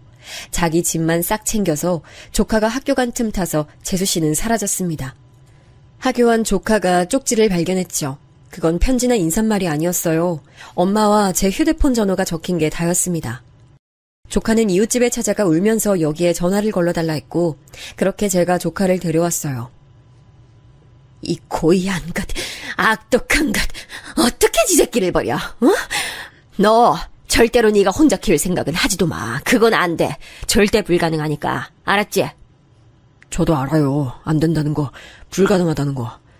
근데요, 엄마. 제가 아니면 누가 키워요? 제 조카 태준이 누가 키우냐고요? 엄마도 울고 저도 울고 밤새 태준이도 울었습니다. 많은 고민이 있었고 제발 재수 씨가 돌아오길 빌었지만 해결되는 건 없었어요. 결국 제가 태준이를 키우는 방법뿐이었죠. 어디 보육시설에 보낼 게 아니라면 무조건 제가 키우는 거였어요. 사촌 동생쯤 되는 것도 아니고 제 유일한 친조카, 아주 가까운 사이였으나 그럼에도 아이를 키우는 건 정말이지 엄청난 인내심을 요구하는 일이었습니다. 중학생이 된 태준이가 학교에서 사고 쳤다고 상담 와달라고 담임 선생님으로부터 연락을 받았을 때 처음엔 놀랐으나 몇 번 반복되자 한숨만 나왔습니다. 애정결핍이 있고 충동적인 기질이 강한 태준이는 평범한 교우관계라는 걸 어려워했습니다. 이런 아이를 제가 끌고 어떻게든 나아간다는 건 죽을 맛이었죠. 이미 머리는 다 컸다고 자기 고집 피우며 무력 행사까지 하는데 제 생각을 전혀 따라와 주지 않는 태준이를 보며 하루에도 10번은 울고 싶었죠. 내가 도대체 너한테 뭘 어떻게 해줘야 얌전히 사고 안 치고 친구들한테 시비도 안 걸고 공부 열심히 할래? 뭐가 문제라서 이래? 너 하나 보고 내가 얼마나 열심히 의욕 가지면서 그렇게 살아가고 있는데 네가 자꾸 이러면 난 힘이 빠지는 거야. 그러시면 저 말고 다른 애 키우시면 되겠네요. 다른 아이? 그런 아이가 어딨어? 너 무슨 말을 그렇게 해? 결혼하셔서 애 낳으면 되잖아요. 친조카인 저 말고 진짜 친자식 얻으면 그땐 행복하겠죠. 너 왜 그런 생각을 하고 있어? 혹시 너 내가 결혼해서 네 밑으로 동생이라도 생길까봐 그게 걱정돼서 이러는 거야? 말도 안 되는 거라고 여기면서도 상대는 사춘기 아이니까 슬쩍 떠봤습니다. 그랬더니 얼굴에 낭패감이 어리더군요. 전곡이 찔렸나 봐요. 저는 기가 막혔죠. 제가 태준이를 도맡아 키우기로 했다는 건 결혼을 포기한다는 의미였으니까요. 그런데 태준이는 황당한 가정이나 하면서 속에 또 가시를 세우고 있었던 거죠. 네가 아무런 이유도 없이 이런 생각했을 린 없고 혹시 학교에서 친구들이 너보고 막 뭐라 그러든? 태준이는 제 질문에 입을 닫았고 사춘기 감성을 더 건드리긴 힘들었지만 저는 학교에서 상담을 받아보면서 그 이유를 들을 수 있었습니다. 담임 선생님께서 학생들 사이에서의 일을 어느 정도 알고 계시더라고요. 제가 미혼인데다 아이도 없으므로 이제 언제든 반드시 결혼해서 친자식을 볼 것이고 그러면 태준이는 어디 멀리 기숙사 학교로 보내지거나 방치되는 결말을 맞을 수밖에 없다고 심보가 못된 아이들이 태준이에게 그런 얘기를 날린 모양이었죠. 그래도 오해가 꼬인 매듭의 지점을 알 수 있어 다행이었습니다. 제가 태준이를 앉혀놓고 정확하게 알려줬어요. 태준아, 난 이미 2년을 떠나보냈기 때문에 절대 결혼할 생각 없고 널 위해서라도 난 애 볼 생각 없어. 너 하나 보는 것도 힘들고 벅찬데 여기서 내가 뭘 또 추가하고 살겠어? 네가 생각하기에도 그렇지 않아? 그럼 앞으로도 저랑 계속 같이 살아주실 거예요? 저 안 버리실 거예요? 우리 태준이가 사춘기 한번 거하게 지나가는구나. 그래, 이 녀석아. 난 너 절대 버릴 생각 없어. 네가 버려달라고 사정을 해도 안 버릴 텐데 왜 그런 쓸데없는 걱정을 사서 하고 있어. 방황하고 떠들면 아닐 시간에 교과서 한 장이라도 더 봐. 너 보고 공부 박사 되라고는 하지 않아. 다만 적어도 네가 할 수 있을 만큼 공부에 최선은 다했으면 좋겠다. 알았지? 태준이는 울컥한 얼굴이 되어서 눈물을 참으며 고개를 열심히 끄덕였어요. 지금 이게 효과가 얼마나 갈진 모르겠지만 그래도 당분간은 사고 안 치고 조용히 학교는 다녀주겠지 그리 생각했습니다. 하지만 이게 웬일인가요? 태준이는 그 이후로 책상에 엉덩이 딱 붙이고 공부에 매진하는 모범생이 돼버렸어요. 공부에 기초가 부족한지 항상 개념 설명만 밑줄 치면서 암기하고 있는 모습이 태반이었지만 어떻게든 공부를 열심히 해보려는 것 자체가 제겐 엄청난 감동이었죠. 그리고 깨달았습니다. 저는 그저 사춘기의 태준이가 심적으로 잠시 불안정해서 제 결혼이나 친자식이 생기는 걸 걱정한 줄로만 알았는데 그게 아니라 태준이는 정말 심각하게 그 문제로 끙끙 앓아왔던 거였어요.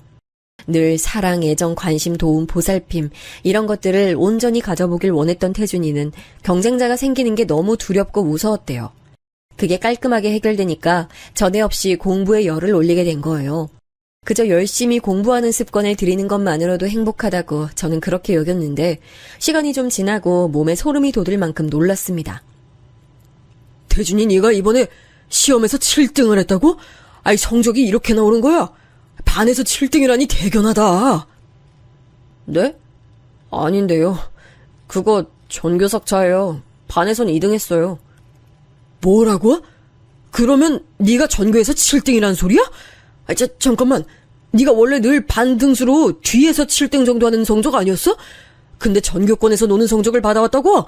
야, 나는 창피한 얘기지만 공부엔 문외한이라 잘 모르는데 암만 그래도 이건 너무 대단하다 못해 심각한 반등 아니야? 태준아, 이거 정말로 네 머리로 네가 시험 문제 풀어서 받은 성적 맞아? 그럼 제가 했지 누가 했겠어요. 제 시험 대신 쳐줄 사람도 없고 답지 보여줄 사람도 없어요. 저 그렇게까지 돈독한 친구도 없거든요.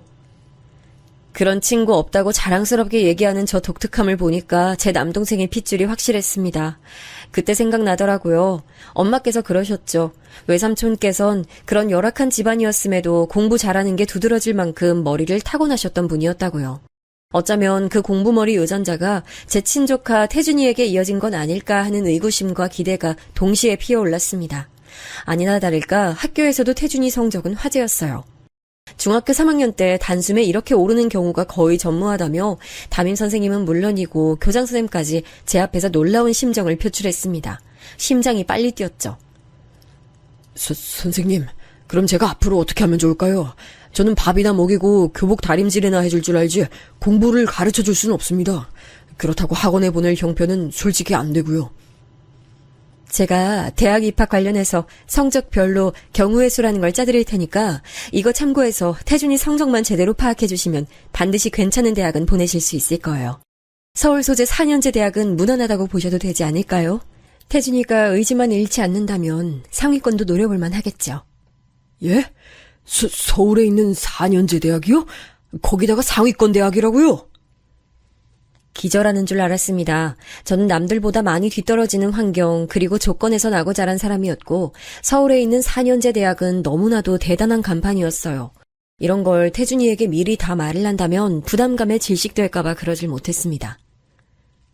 쥐뿔 번듯하게 지원해줄 수 있는 것도 없으면서 대학 잘 가서 출세하기를 바란다면 그건 정말 날강도 신보인 거지. 자유롭게, 다만 최선 다하도록 그렇게만 두자. 저는 태준이의 중학교 3학년 담임 선생님께서 짜주셨던 대학 입시표를 낡은 서랍장에 고이 넣어뒀습니다. 태준이는 집에서 통하기 용이한 무난한 인문계 고등학교에 진학했고요. 저는 이때 엄마께서 시설에 입소하시게 됨에 따라 많은 신경을 썼고 있었습니다.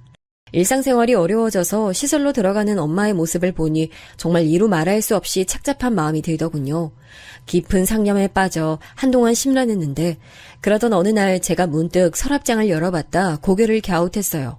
대학 입시표가 제가 접어놨던 모양과는 다르게 접혀져 있더라고요. 저는 종이를 접는 습관이 일정하기 때문에 바로 알 수 있었습니다.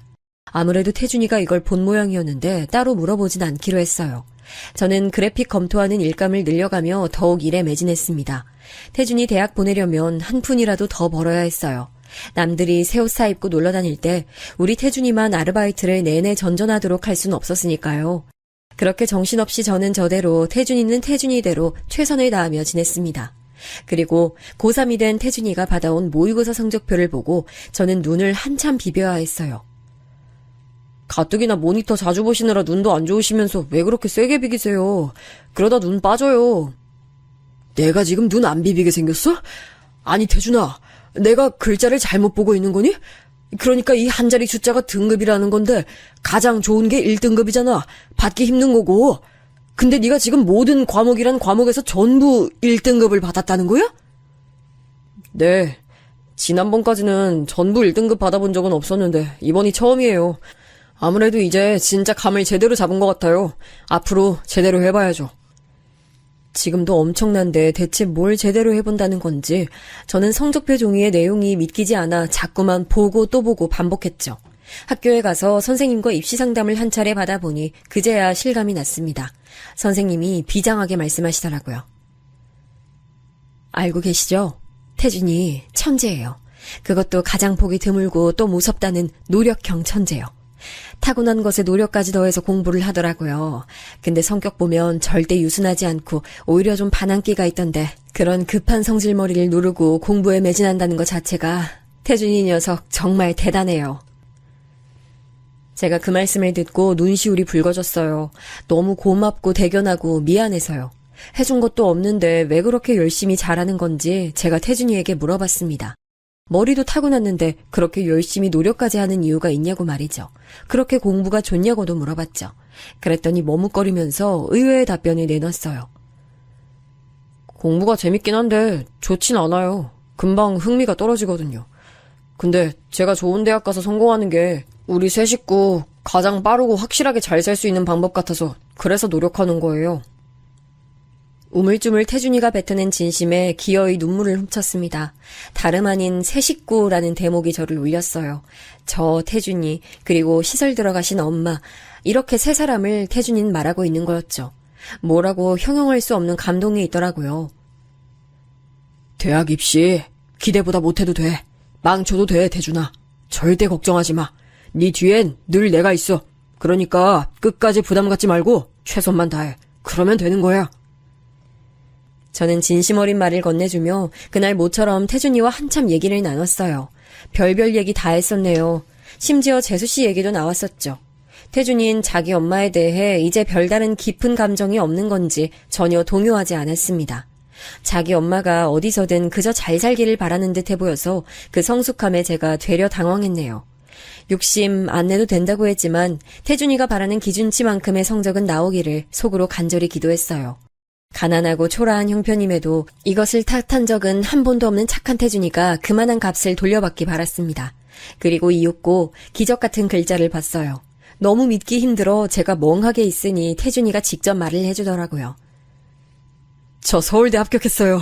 그것도 아주 전도 유망하고 인기 많은 전공으로요. 앞으로 제가 성공길만 걸어볼게요. 서울대학교라는 글자를 손끝으로 매만지며 저는 세상을 떠난 남동생 그리고 아버지를 생각하며 울었습니다. 하늘에서 부디 이 광경을 보고 두 사람이 있기를 간절히 기도했어요. 반드시 보고 있을 거라고 그렇게 믿고 있었습니다. 기적을 본 기분이었죠. 저 같은 사람에게 서울대는 마치 다른 세계에 존재하는 이름이었거든요. 그런데 태준이가 당당히 그곳에 입학했다는 게 너무 신기했습니다.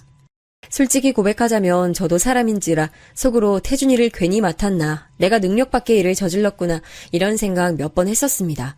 그러나 저마저 이 손을 놓아버리면 태준이는 앞으로 평생 자기 손을 잡아줄 누군가를 기다리기만 하면서 굉장히 외롭게 살 거란 예감이 있었어요. 아니, 거의 확신이었죠. 그래서 그 손 놓을 수 없었고 그렇게 버텼습니다. 가끔 충돌하면서 감정 상하고 얼굴 붉히는 일도 있었지만 어찌됐든 모두 가족이라는 울타리 안에서 해결 가능한 것들이었죠. 서로가 가족인 것에 감사했습니다. 태준이가 대학교 입학 후 첫 시험 기간을 보냈을 때 기념으로 나들이를 갔어요. 시설에 계신 엄마를 모시고 함께 외출했습니다. 하늘에 구름 한 점 없이 날씨도 좋았는데요.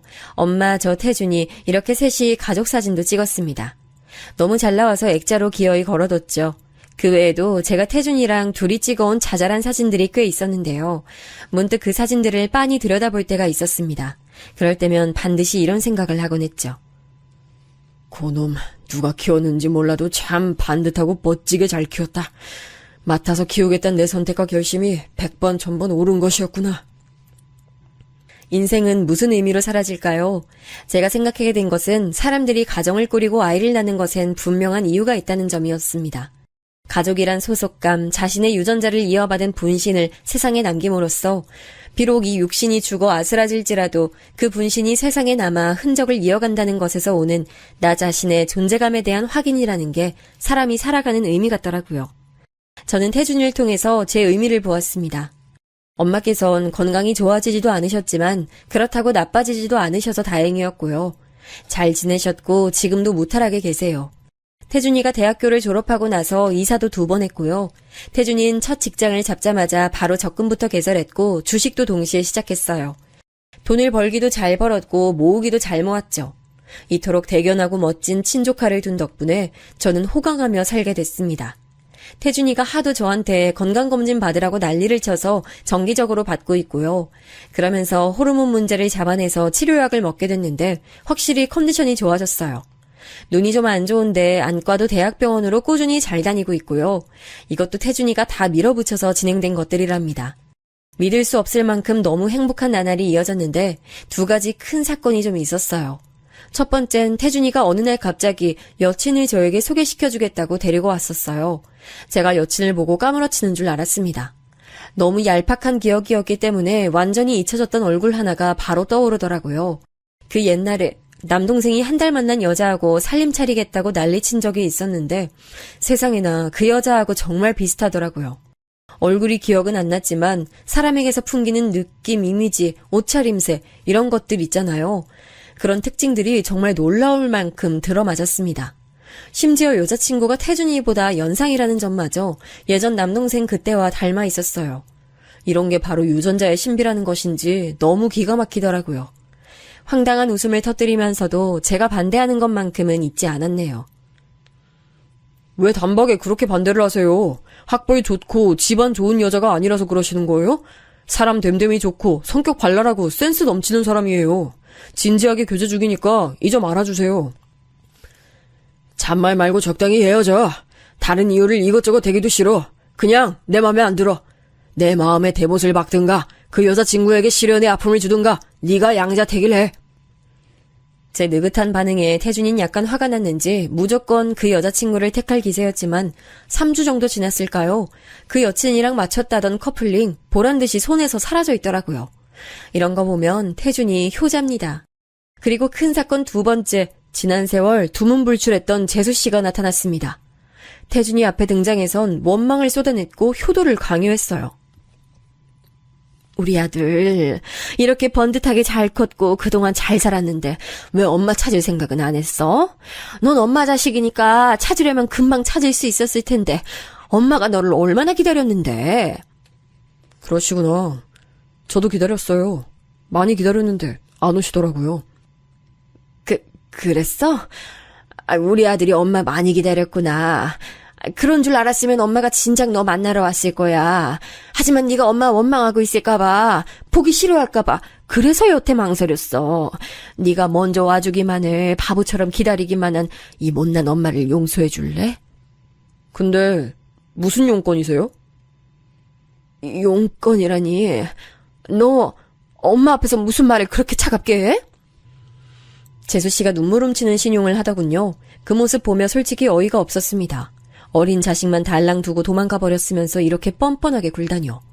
조금 화가 났지만 그래도 태준이의 선택에 전적으로 달렸다 생각하며 가만히 있었습니다. 태준이가 자기를 낳아준 엄마에게 끌려서 쉽게 용서를 해준다고 해도 제가 그 선택을 비난하면 안 될 일이었죠. 괜히 씁쓸한 입맛을 다시고 있는데 갑자기 태준이가 피식 웃더군요. 명백한 비웃음이었어요. 그 모습에 재수 씨가 발끈했습니다. 그 표정은 뭐야? 너 지금 서울대 나오고 번지르르한 회사 다니는 성공한 인생이라 이거야? 그래서 이제 엄마 따윈 무시해도 된다는 거야? 태준아, 잘 생각해. 널 낳아준 사람보다 네 인생에 더 대단한 존재가 어디 있겠어. 인생 후회 없이 살고 싶으면 이제 엄마 좀 챙기면서 살아줄래? 엄마도 우리 아들 효도받고 싶어서 그간 얼마나 기다려왔는지 몰라. 원래 이러신 분이셨어요? 제 기억 속 엄마라는 분은 이렇지 않았는데 좀 낯설고 이상해요. 세상에, 너 이렇게 보니까 진짜 네 아빠랑 너무 닮았다. 소름 끼치게 닮았어. 그래, 당연하겠지. 네 아빠, 형이 널 키웠으니까 닮을 수밖에 없겠네. 저기요, 아주버님. 애 너무 막 키우신 거 아니에요? 지금부터라도 저하고 살아야겠네요. 도저히 아주버님께는 더는 못 맡겨요.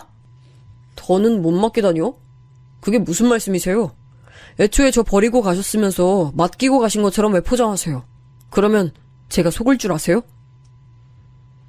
어림도 없다는 듯 태준이의 단호한 반문에 재수 씨는 즉각 꿀먹은 벙어리가 됐죠. 제가 사이다를 한 병 마신 듯한 개운함을 느끼고 있을 때 태준이가 쐐기를 박았습니다. 웬 종이 하나를 가져와서 재수 씨에게 내밀었어요. 언젠가 이런 순간이 올 줄 예상하고 대학을 졸업하면서 적어본 것이라고 했습니다. 저게 대체 뭘까 싶어 저도 촉각을 기울였죠. 재수 씨는 감동받은 얼굴로 그걸 펼쳐봤죠. 설마 그가 나한테 편지를 써온 거야? 고마워서 어떡해. 아니네. 이 숫자들은 대체 뭐야? 제가 초등학교 졸업하기 전부터 대학 졸업 때까지 지출한 내역이에요. 거의 빠뜨린 거 없이 정리됐고요. 제 엄마니까 그거 큰아빠한테 정선해주세요. 그래야 저도 엄마 다시 보면서 살 수 있고 엄마 곁으로 갈 수 있죠. 그게 순서잖아요? 그 말을 듣는 순간 저도 모르게 속이 시원하게 풀리면서 입가에 미소가 지어지더군요. 반면 종이를 쥔 재수 씨의 손은 주체할 수 없을 정도로 덜덜 떨렸습니다. 낭패감이 떠올라 있었죠. 잠시 후 재수 씨는 그 종이를 구겨서 아무렇게 바닥에 휙 던지더니 미련 하나도 없이 몸을 돌려 사라졌습니다. 황당하고 씁쓸한 재회의 마무리였죠. 그 후론 내내 분에 넘치고 복에 넘치는 일상이었어요. 제가 여자친구를 만들어서 편안한 연애를 하게 된 게 나름의 뉴스였고요. 앞으로 제게 목표가 있다면 훗날 하늘나라 갈 때 누구보다도 당당하게 어깨 펴고 입성하는 것입니다. 지금까지 제 얘기 들어주신 분들 고맙습니다. 평안한 날들 보내세요.